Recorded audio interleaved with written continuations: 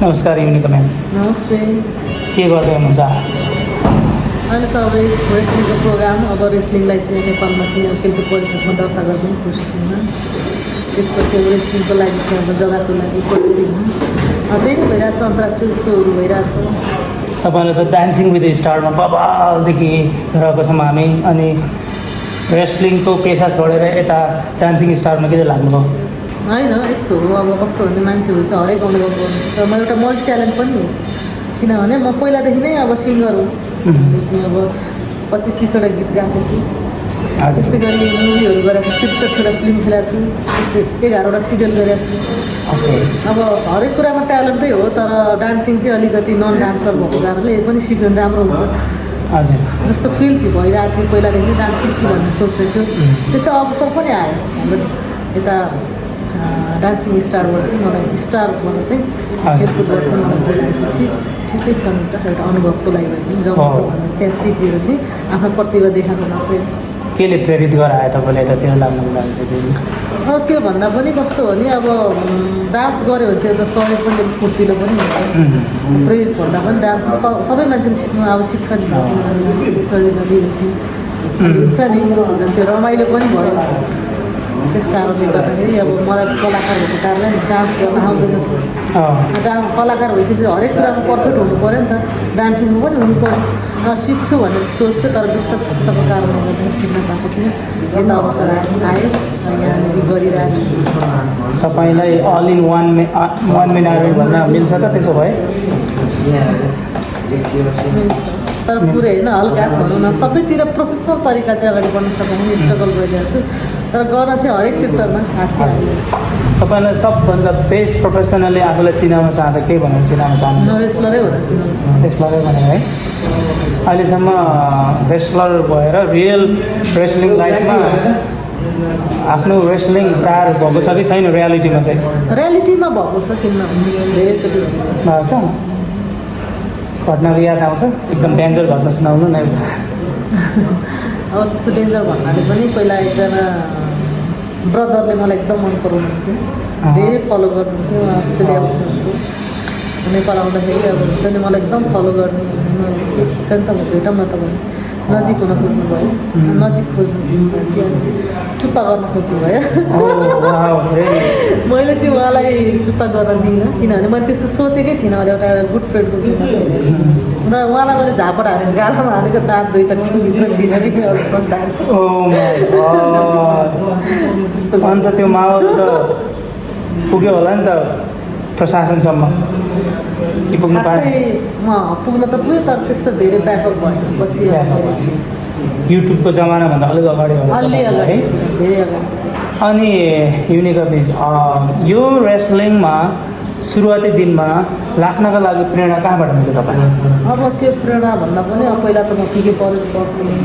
College पढ्दाखेरि अब भारोत्तोलनमा लागि भारतले 135वटा गोल्ड मेडल जित्यो।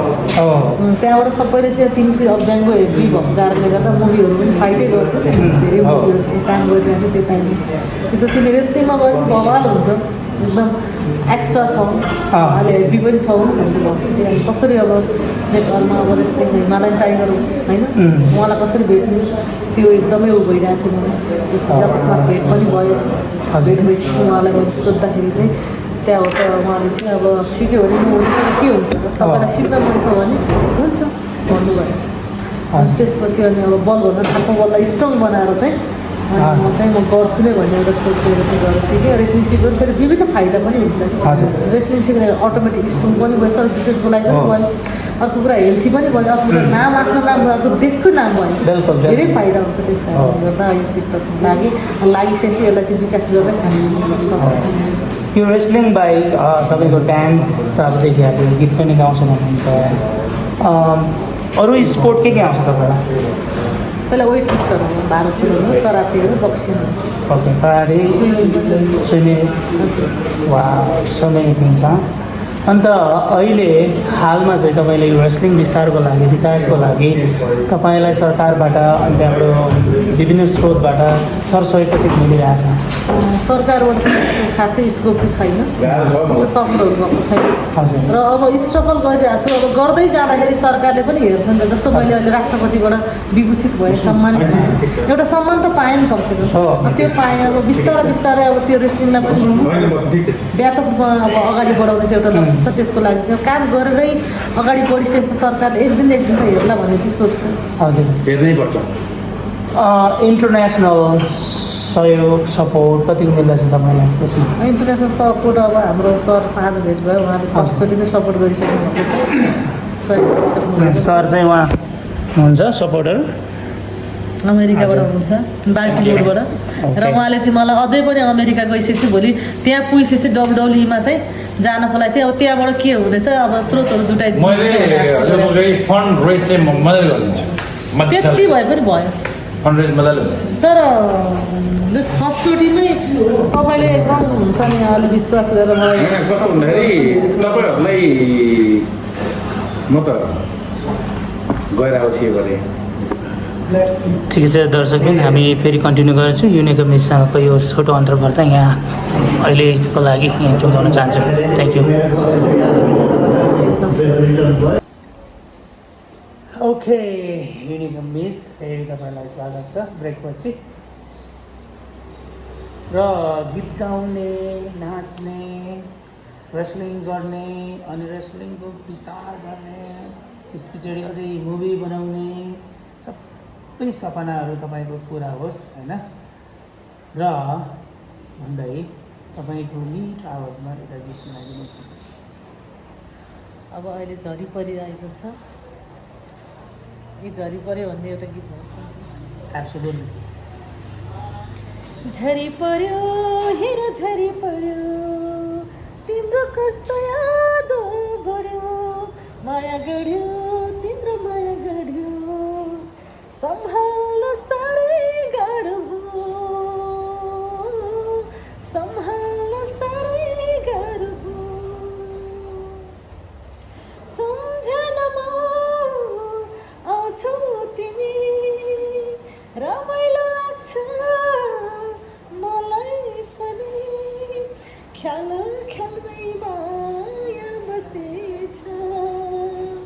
झरी पर्यो हेर झरी पर्यो, तिम्रो कस्तो याद बढ्यो, माया गऱ्यो तिम्रो माया गढ्यो, सम्हाल्न साह्रै गाह्रो भयो, सम्हाल्न साह्रै गाह्रो भयो। तपाईँ त कति क्रिएटिभ है, अहिले क्रिएट गरेर गीत गाइदिनु होइन।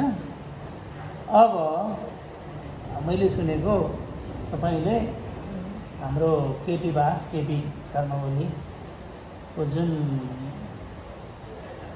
भनौँ न एउटा देशभक्ति गाना भनौँ या एउटा पार्टीको उखानको गाना भनौँ, त्यो गाउनु भएको छ भने त्यो एउटा 2 लाइन जाओस् न। अब गाउन त गएको छु, अहिले फेरि नयाँ पनि आउँदैछ। हो त्यही नयाँ चाहिँ आज भर्खर एरिङ गरेको हो होइन। अब रेकर्ड गर्न मात्र बाँकी छ, भोलि गर्दैछु। त्यो डमी भए पनि जाउँ न पर्ने सेक्टर।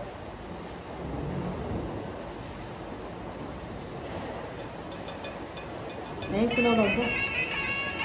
हो त्यसमा ल भर्खर आज भर्खर अहिले भर्खर गरेर आएको छ। भोलि यसमा चाहिँ यो हाल्न बाँकी छ कोरसहरू।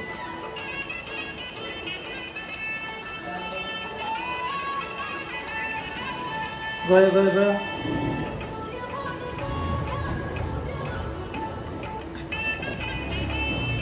सूर्य भनेको घाम उज्यालो पुनः, उज्यालो भविष्यकै लागि, उज्यालो भविष्यको लागि, सूर्य चिन्हमै छाप लगाऊ, सूर्य चिन्हमै छाप लगाऊ, सूर्य भनेको घाम उज्यालो पुनः।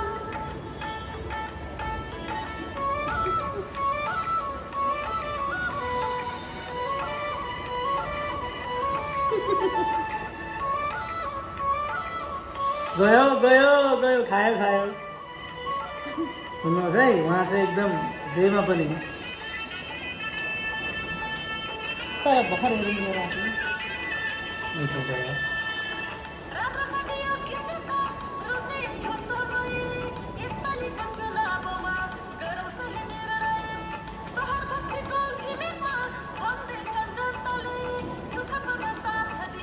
आए पटे पले जिताऊ केपी ओलीलाई जिताएर केपी ओली यदि जिताएन भने तिमीहरूसँग भाटा लाएर यो देशबाट तिमीहरूलाई एउटा पनि एक चामलको गेडा पनि दिन्न म। फेरि कोरोना आयो भने फेरि बेसर पाएँ। चिन्हमै छाप लगाऊ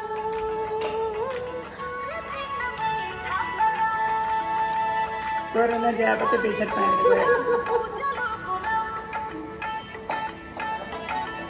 गाउनु भनेको होइन हामी यस्तो हो हामी भनेको कलाकार हो जसको पनि गाउन पाइहाल्छ केही छैन होइन मैले मुभीहरू गाएर सिरियल होइन गीतहरू गाएको छु अनि यसमा पार्टीको गीत एउटा गाइदिनु पर्ने भएर गाइदिनु एकदम एकदम एकदम त्यस्तो आवाज पनि त्यस्तै निखार। यो निखार मतलब रक हो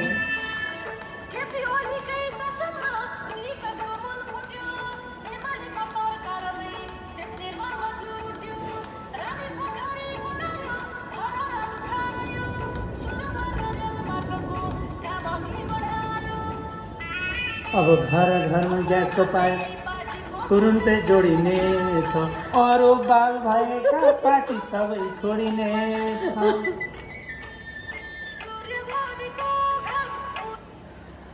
ओके दर्शकबिन, हामीले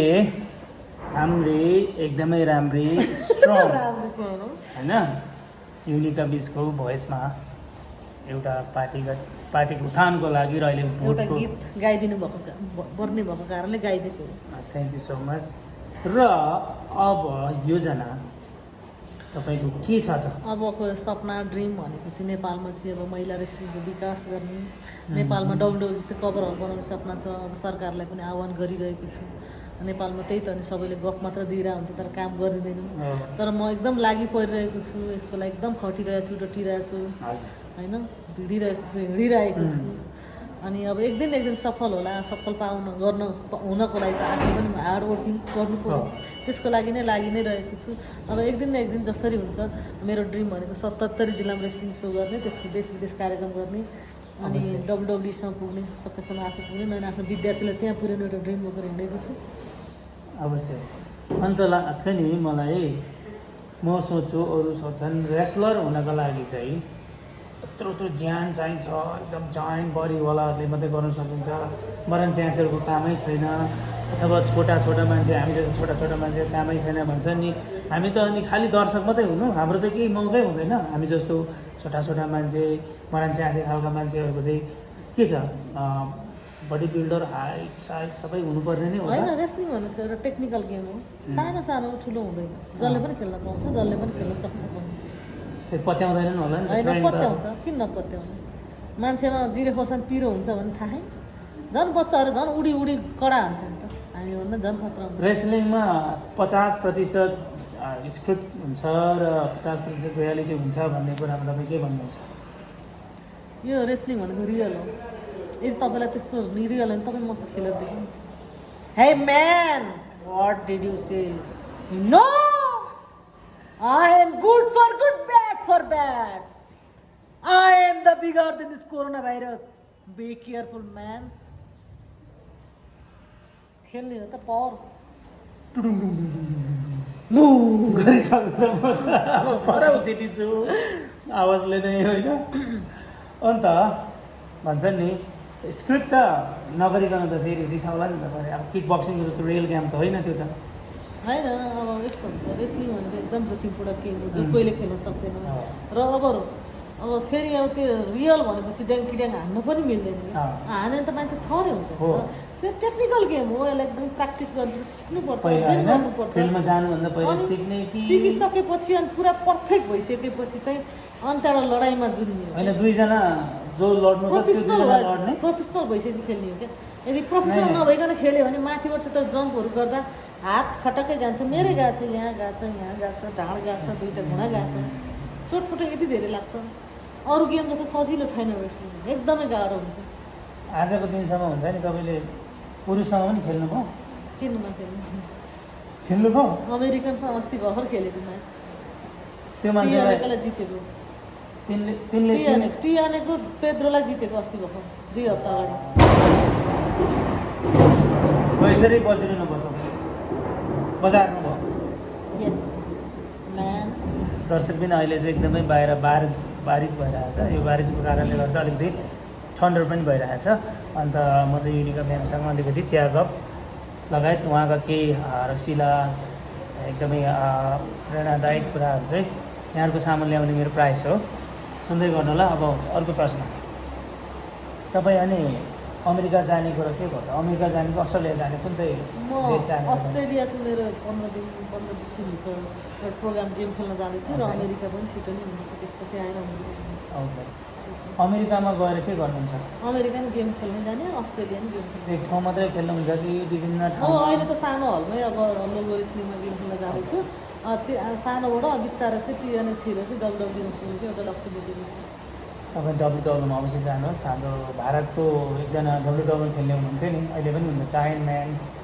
अलि अली इन्डियाको खाली नेपालको कालियो खे भन्दै कुरा होइन त्यो त्यसरी तरिकाले प्रयोजन हुन्छ त्यसरी जाँदाखेरि अलरेडी उहाँको टिममा तपाईँको कोअर्डिनेसन भइसकेको छ कि या तपाईँको रिक्वेस्टमा हो कि उहाँहरूले रिक्वेस्ट गर्नु उहाँहरूले बोलाएको हो अस्ति तपाईँले बोलाउनु भएको टिमले हो त ओके भेरी गुड र अब चलचित्र पनि बनाउने भन्दै हुनुहुन्छ चलचित्रको चाहिँ के कस्तो भइरहेछ त तपाईँको आफ्नै जीवनको बारेमा क्विन अफ नेपाल बनाउँदैछ आफ्नो जीवन आधारित हजुर मेरो पहिला चाहिँ बाहिरको 2-4वटा देशमा टुर गेम खेल्न त्यहाँबाट म यो रेस्लिङको लागि गेमको लागि के अरे सरी मुभीको लागि तयार गर्छु त्यो नै सोध्छ क्विन अफ नेपाल भनेको कस्तो यो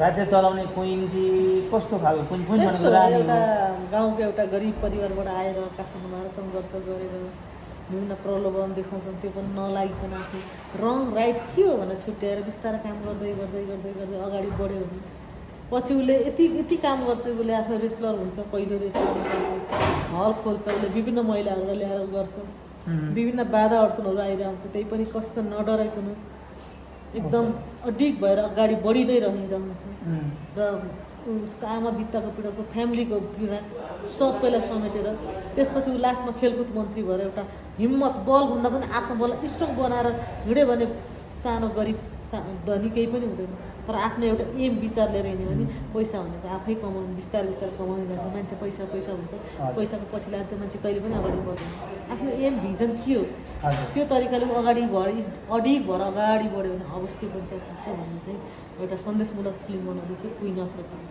नेपाल हजुर क्विन अफ नेपालमा तपाईँ क्विनको भूमिका जसरी हुन्छ आम जनताको लागि देशको लागि होइन क्विनले त कोही गरिब कोही धनी कोही ठुलो कोही सानो भन्दैन नि त उसको नजरमा एउटै हुन्छ होइन अनि पार्टी त तपाईँ एमालेतिरको अलिकति देखियो बढी झुकाव देखियो होइन यस्तो यता क्विन बन्ने भएपछि त यता राजातिर पार्टी भन्दा अहिलेसम्म यत्रो उमेरमा कुनै पार्टीमा भोट पनि हालेको छैन अब सपोर्ट गर्न पाइयो बोल्न त पाइयो सबैसँग मेरो लागि सबै नेपाली जनता सबै समान हो मेरो लागि कसैलाई पक्षपात गर्नु सबैलाई माया गर्छु हाम्रा केपी बासँग चाहिँ निकै निकट केपी बासँग चाहिँ एउटा हाम्रो सरले चाहिँ त्यहाँ गीत गाइदिनु भनेको कारणले गाइदिएको कलाकार भएपछि जसको पनि गीत गाउनु पाइहाल्छ पाउँदैन हामीलाई अब पेमेन्ट देख्नु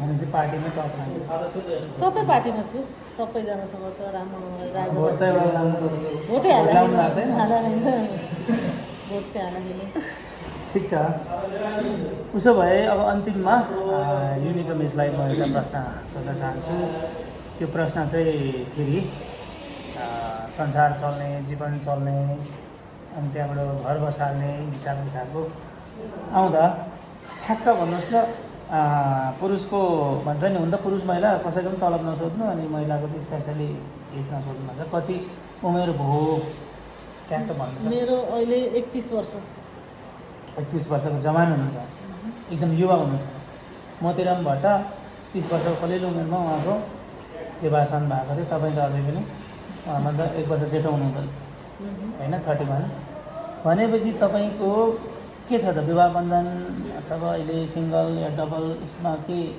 अहिले मैले बिहे गर्ने सोचै बनाएको छैन। भनिदिनुहोस् न अहिले बिहे गर्दा किन गर्नु भएन के हुन्छ अनि पछि अब कहिले बिहे त्यस्तो गर्नु हो अब बिहे गर्न पनि अझ पाइदिएसँग कुरा पनि हुँदैन, कुरा मिल्नु पऱ्यो, मन मिल्नु पऱ्यो। त्यस्तो मन मिल्ने मान्छे पनि पाएको छैन। पाएको छैन फेरि हेल्थ वाइजले फेरि भन्नुपर्दाखेरि 35 वर्ष नागेपछि बिहे गरेर सन्तान जन्माउनु चाह्यो भने क्यान्सर हुन्छ अरे भन्छ किन उहाँ मैले हाम्रो रेनिसा म्याम हुनुहुन्छ अरे डान्सिङ स्टार, उहाँ 48 वर्ष हुनुभयो अरे, उहाँको हस्बेन्ड 32 वर्ष। होइन उहाँको अहिले पुरा प्रेग्नेन्ट हुनुहुन्छ। के हो 48 वर्षको फेरि उसको हस्बेन्ड 32। मन मिलेपछि र अब कुनै हुँदैन तर हेल्थको कुराकानीमा अलिकति भन्नुपर्दाखेरि अब 45 प्रजनन शक्ति मासेर जान्छ अरे महिलाहरूको, त्यस पछाडि फेरि चाइल्डको इम्पोसिबल हुन्छ भन्छन् होइन सन्तान जन्माउनको लागि भनेपछि तपाईँले त्यसमा फिक्री केही छैन। उदाहरणको लागि रेडिसन म्याम भइगयो होइन। र डान्सिङ स्टारमा अहिले कस्तो के चलिरहेछ, तपाईँ कहाँ पुग्नुभयो? अहिले टप 10 मा पुगेको छु। टप 10 मा है। दर्शकहरूलाई भनिदिनुहोस् न तपाईँले के गर्नु पऱ्यो अब जिताउनको लागि? अब सम्पूर्ण दर्शकहरूलाई चाहिँ खेलाडीले पनि गऱ्यो भने नहुने कुरा हुँदो रहेछ। ननाच्ने मान्छे अब कहिले ननाच्ने मान्छे त्यहाँ गएर सिकेर अनि आफ्नो प्रतिभा देखाउन पाउँदाखेरि चाहिँ खुसी पनि लागिरहेछ। त्यस अब मेरो अझ राम्रो प्रतिभा हेर्न चाहनुहुन्छ भने मलाई भोट गर्न सक्नुहुनेछ। अब नेपालमा हुनुहुन्छ भने खल्ती एप्स डाउनलोड गरेर डान्सिङ स्टारमा गएर 2 नम्बर सुवती टिमलाई गएर भोट गर्न सक्नुहुनेछ। र विदेशमा हुनुहुन्छ भने www.khalti.com मा गएर 2 नम्बर सुवती टिमलाई भोट गरेर मलाई जिताउन सक्नुहुनेछ। हस् त तपाईँलाई धेरै धेरै शुभकामना, जित्नुहोस्, भोट हाम्रोबाट पुरै हुन्छ। र आजको छोटो कुराकानीको लागि यहाँलाई धेरै धेरै धन्यवाद। धन्यवाद हजुरलाई पनि। र दर्शकहरू हाम्रो निका म्यामसँगको कुराकानी यहाँहरूलाई कस्तो लाग्यो र मेरो च्यानल सब्सक्राइब गर्नुहोला र सेयर गर्नुहोला। यहाँहरूले फेरि फेरि रमाइलो र रोचकिलो कार्यक्रम र यस्तै यस्तै स्टारहरूको साथमा उपस्थित हुने बाचा गर्दै आजको लागि बिदा चाहन्छु। म ज्ञान घिसिङ, नमस्ते। बनेको छ पहराले यो छाती मेरो, बगेको छ